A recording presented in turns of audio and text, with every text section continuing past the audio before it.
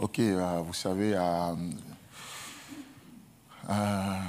je veux pas être un rabat-joie ce matin, mais en tout cas, de plus en plus, tout ce qui concerne Noël, cette fête de Noël, on sait ça devient, plus le temps passe, ça devient un sujet à polémique. Même cette semaine, puisque au travers de cette émission que j'anime sur les réseaux sociaux, Jamais sans la grâce, là, j'ai eu pas mal de questions encore concernant cette fête de Noël. Est-ce qu'un chrétien doit fêter et j'entends les raisons qu'on me donne. L'une des raisons, c'est que Jésus ne l'a jamais fêté. Donc, est-ce que nous, on doit la fêter? Les apôtres ne l'ont jamais fêté avant nous. Est-ce que nous, on doit la fêter? Noël a été adopté et célébré pour la première fois au IVe siècle. Est-ce que le chrétien, normalement bien constitué, doit fêter Noël? Et en plus, la Bible n'en parle pas. Est-ce qu'on n'a pas le mot Noël dans la Bible?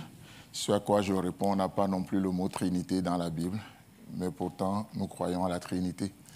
Mais si je résume le sujet comme ça ce matin, ce serait vraiment arbitraire également, parce que oui, toutes ces questions ont raison d'être.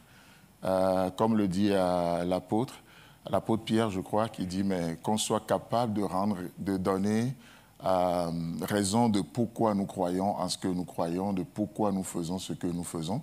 Et justement, en méditant, vous savez, à chaque fois qu'il y a des périodes comme ça, que ce soit Noël ou la Pâque, je me donne toujours cet exercice de lire la Bible pendant ces périodes-là, d'une manière fraîche, pour que Dieu puisse aussi me parler.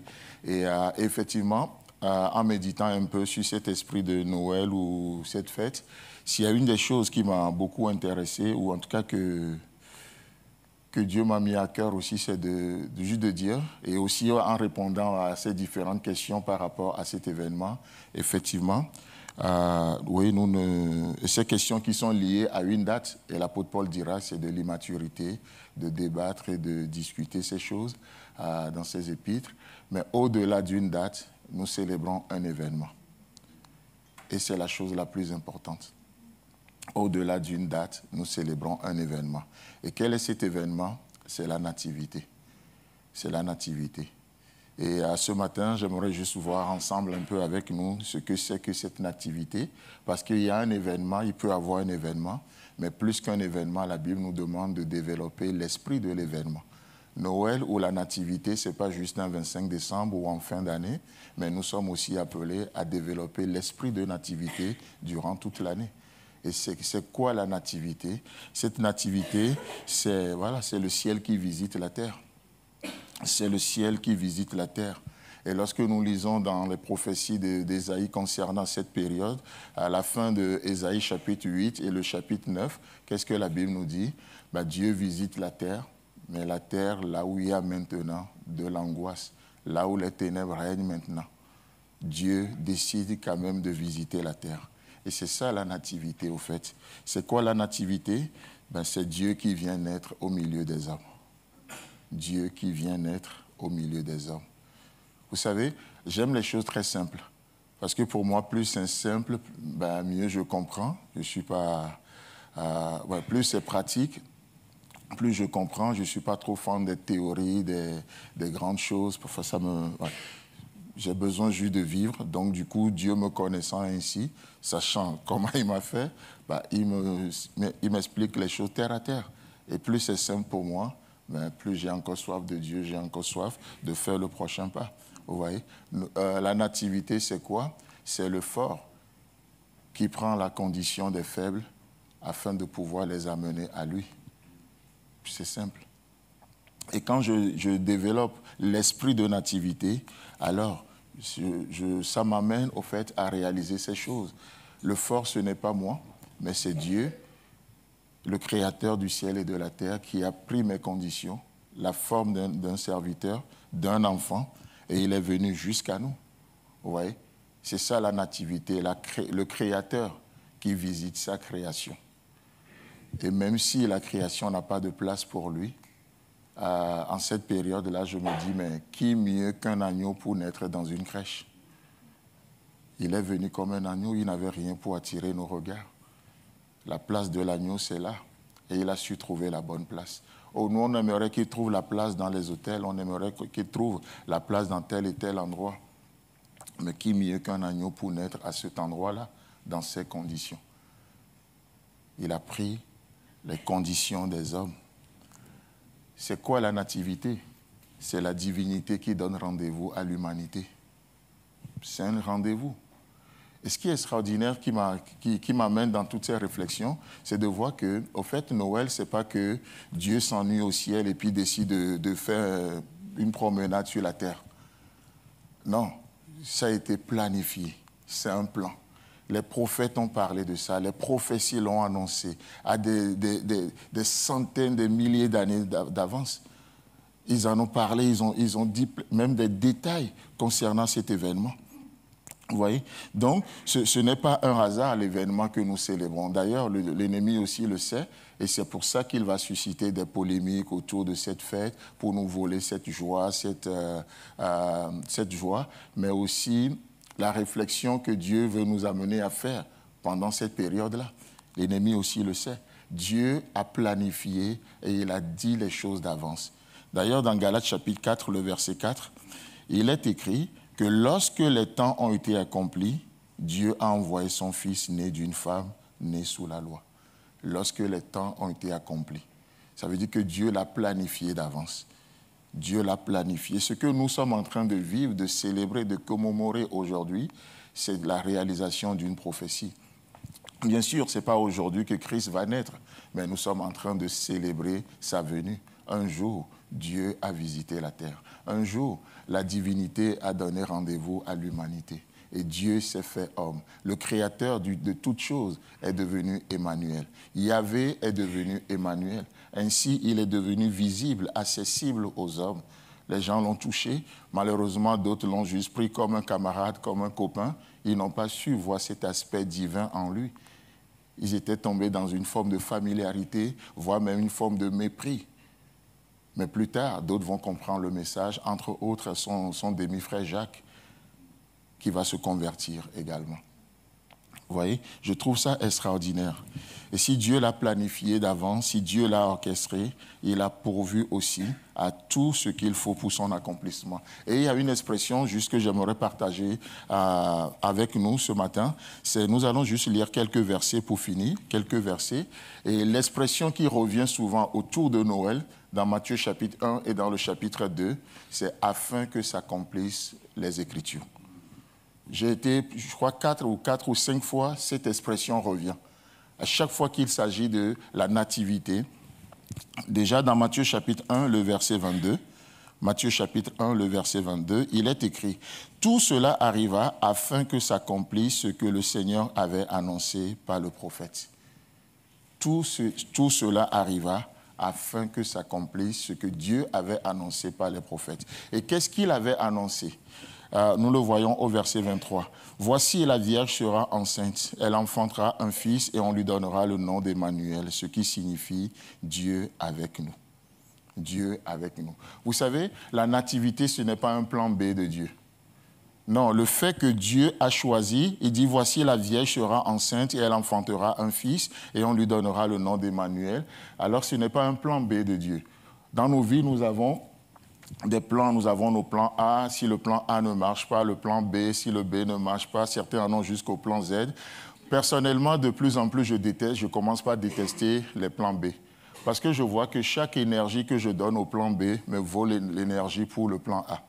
Alors je dis, Seigneur, peu importe jusqu'à quel plan j'ai, réduis mes plans jusqu'à ce qu'il me reste que le plan A. Que ça. Que ça. Et du coup, l'énergie que le plan B va me voler, je le consacre au plan A. L'énergie que le plan Z va me voler, je le consacre au plan A. Vous voyez? Mais je sais, par expérience aussi, qu'on a souvent des plans B, des plans C, parce qu'on a peur. On se crée des issues de secours. Au cas où telle chose ne marcherait pas, le plan B devient une issue de secours. Et Dieu dit non, avec moi, ça va marcher. Si tu es sûr que ça vient de moi, il n'y a pas de raison d'avoir un plan B. Si tu es sûr que ça vient de Dieu, il n'y a pas raison d'avoir un plan B. Vous savez, et le fait que Dieu a choisi Marie, que Dieu dit que l'enfant où Jésus naîtra d'une vierge, c'est la méthode de Dieu. Ce n'est pas parce qu'il n'y a plus d'hommes sur la terre. Non. Et d'ailleurs, quand l'ange va parler à Marie, qu'est-ce que Marie va dire? Marie va dire, mais comment cela va-t-il arriver puisque je ne connais point d'homme? Mais combien parfois je résume ma vie, nous résumons toute notre vie aux hommes, puisque je ne connais pas d'homme, puisque je ne connais personne, puisque je n'ai pas ceci, puisque je... Et Dieu va lui dire non, ça prend juste le Saint-Esprit. Ça prend le Saint-Esprit. Bien qu'il y avait des hommes, Dieu a choisi sa méthode. Que ce ne serait point par la force ni par la puissance, mais que ça sera, et ça sera toujours que par le Saint-Esprit, afin que s'accomplisse ce que les prophètes avaient annoncé. Dans Matthieu chapitre 2, le verset 5, Matthieu chapitre 2, le verset 5, il y resta jusqu'à la mort d'Hérode, afin que s'accomplisse ce que le Seigneur avait annoncé par le prophète. J'ai appelé mon fils hors d'Égypte. Et là, on connaît un peu l'histoire. On sait que lorsque Jésus-Christ sera né, il y aura un roi, ce roi Hérode, et Dieu va demander aux parents de prendre le petit enfant et de trouver refuge en Égypte. Mais je me pose la question ce matin, je dis, mais comment le Tout-Puissant trouve un refuge en Égypte? Dieu, tu n'es pas capable d'affronter Hérode, de faire asseoir le règne de ton fils? Et vous savez, peut-être à la place de Dieu, ou parfois j'ai vu même dans ma propre vie, ce matin c'est beaucoup plus un témoignage que toute chose, mais combien parfois dans ma vie, parce que j'ai des clichés, voilà, on met des clichés sur des choses, non ça c'est l'Égypte, ça c'est ceci, ça c'est... Dieu ne peut pas être dedans, Dieu ne peut pas habiter dans les ténèbres, Dieu ne peut pas, et on met des étiquettes sur les choses, et Dieu dit, prends le petit enfant, va en Égypte, et tu vas rester là jusqu'à la mort d'Hérode. Moi, je dis, non, Seigneur, il faut confronter Hérode. Mais combien n'ont pas tué leur petit enfant en essayant juste de confronter Hérode? Combien n'ont pas assassiné involontairement cette promesse en allant dans une guerre dans laquelle Dieu ne les a pas du tout appelés? Et Dieu voulant, ce soir, on va voir un peu cet aspect. Ce Dieu, lorsque les mages iront adorer l'enfant qui vient de naître, au retour, la Bible nous dit, divinement averti, Dieu les dit de passer par un autre chemin. Dieu ne veut pas confronter Hérode. Dieu veut laisser Hérode mourir dans son orgueil. Dieu veut laisser juste Hérode. Et Dieu, notre Dieu, est un Dieu d'un autre chemin. S'il est le chemin, il sait en créer, n'est-ce pas? Il sait en créer. Et dit, Marie, tu n'as pas besoin de connaître un homme. Tu n'as pas besoin de connaître un homme. Dieu lui-même est la meilleure provision pour la vision. Il est lui-même la meilleure provision pour cette vision-là, pour ce travail. Et Dieu dit à Marie et Joseph, prenez le petit enfant, allez en Égypte. Vous allez rester là jusqu'à la mort d'Hérode. Et là, j'aime bien. Et là, ce n'est pas juste parce que les parents ont peur. C'est pas, non, il est dit, et il y resta jusqu'à la mort d'Hérode, afin que s'accomplisse ce que le Seigneur avait annoncé par les prophètes. Encore une fois, un accomplissement. Un accomplissement. Autre chose, la troisième fois nous voyons cette expression, c'est dans Matthieu chapitre 2, le verset 17 et le verset 18. Matthieu chapitre 2, le verset 17 et 18, là il est écrit. Alors s'accomplit ce qui avait été annoncé par Jérémie le prophète. En attendant des cris à Rama, des pleurs et de grandes lamentations, Rachel pleure ses enfants et n'a pas voulu être consolée parce qu'ils ne sont plus. J'aime comment le verset commence. Alors s'accomplit ce qui avait été annoncé. Alors s'accomplit. Vous savez, parfois, on voit dans le verset 18, Rachel, ce qui a été annoncé, Rachel qui pleure ses enfants, elle n'a pas voulu être consolée. Et là, il est parlé de comment Hérode va tuer les enfants. C'était vraiment une scène horrible qui s'est passée. Et je me pose la question, pourquoi tant parfois de désastres? Pourquoi parfois tant de malheurs dans nos vies? Il nous semble qu'on est en train de suivre la voie de Dieu, comme Dieu l'a dit à Moïse. Tourne, fais telle chose, telle chose. Et Moïse, suivant la voie de Dieu, arrive devant la mer Rouge. Obstacle. Je dis, mais Seigneur, pourquoi en te suivant, mais pourquoi les choses, j'ai l'impression que ça devient de plus en plus compliqué? Honnêtement, je n'ai pas de réponse à vous donner. Je ne sais pas pourquoi. Mais tout ce que je sais, c'est que les ténèbres ne régneront pas toujours sur la terre, là où il y a maintenant des angoisses. Amen. Ce que je sais, c'est que si les temps passés ont couvert d'opprobre le pays de Zabulon et le pays de Nephtali, les temps à venir les couvriront de gloire. Et le peuple qui marchait dans les ténèbres voit une grande lumière, et sur ceux qui habitaient le pays de l'ombre de la mort, une lumière resplendit. Amen. Ça, je le sais. Ça, je le sais. Ça, je le sais. La dernière fois qu'on voit cette expression, afin que s'accomplissent les Écritures, c'est dans Matthieu chapitre 2, le verset 22 et le verset 23. Matthieu chapitre 2, le verset 22 et le 23. Mais ayant appris qu'Archélus régnait sur la Judée à la place d'Hérode, son père, il craignit de s'y rendre. Et divinement averti en songe, il se rendit dans le territoire de la Galilée et vint demeurer dans une ville appelée Nazareth, afin que s'accomplisse ce qui avait été annoncé par les prophètes. Donc Hérode était mort, les parents revenaient, mais ils ont appris le nouveau roi qui est en place. Et la Bible nous dit qu'ils ont peur. Mais la chose n'est pas liée qu'à la peur de l'homme, mais divinement averti. Parce qu'il faut que cet enfant soit appelé Jésus de Nazareth. Mais comment il peut être appelé ainsi? Mais Dieu se crée des chemins. Il est la meilleure provision pour sa vision. Ça, pour moi, Noël, c'est ce que j'ai compris cette année. Noël, pour moi, c'est Dieu la provision pour sa vision. Et Dieu se pourvoira toujours. Et se pourvoira toujours. Christ qui vient naître dans nos cœurs. Dieu qui vient naître dans l'humanité. Alors ce matin, en termes de pensée, qu'est-ce que j'aimerais juste nous communiquer? Oui, nous ne célébrons peut-être pas Noël, nous ne célébrons pas une date, mais nous sommes appelés à célébrer un événement. Christ ou Dieu qui veut naître dans nos cœurs. Dieu qui veut naître dans nos pensées, Dieu qui veut naître dans nos choix, Dieu qui veut naître dans tout ce que nous faisons pour sa gloire. Il veut naître dans nos choix, peut-être pour certains, c'est pour le salut. Pour d'autres, il va venir naître aujourd'hui. C'est quoi? Peut-être c'est pour la restauration dans un domaine ou dans un autre.